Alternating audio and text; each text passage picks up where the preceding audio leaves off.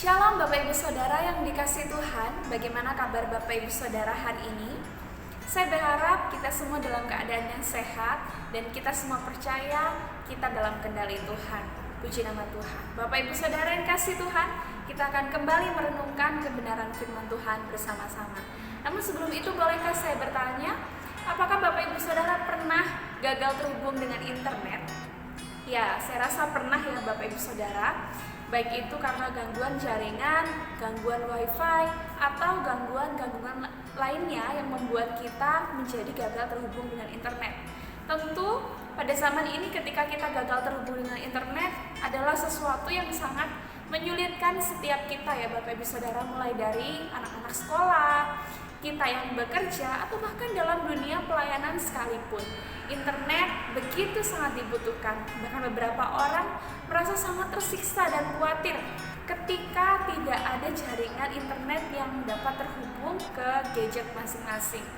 Nah Bapak Ibu Saudara yang dikasihi Tuhan, betapa manusia pada zaman ini sangat khawatir terhadap keberadaan internet. Mereka sangat khawatir ketika mereka gagal terhubung dengan internet. Namun apakah kita juga memiliki kesadaran atau kekhawatiran ketika kita gagal terhubung dengan kehadiran Allah? Tentu kita tahu di dalam Kejadian ada satu kisah, yaitu kisah Adam dan Hawa. Mereka jatuh ke dalam dosa dan saat itu juga mereka terpisah dari Allah. Artinya mereka tidak lagi terhubung dengan Allah secara nyata. Mereka dipisahkan dengan Allah pada saat itu karena dosa yang mereka perbuat. Tentu Bapak Ibu Saudara, kita tahu bahwa hal yang memisahkan kita, yang membuat kita gagal terhubung dengan Allah adalah satu hal, yaitu dosa. Di dalam Yesaya 59 ayat yang kedua mengatakan, tetapi yang merupakan pemisah antara kamu dan Allahmu ialah segala kejahatanmu, dan yang membuat dia menyembunyikan diri terhadap kamu sehingga ia tidak mendengar ialah segala dosamu.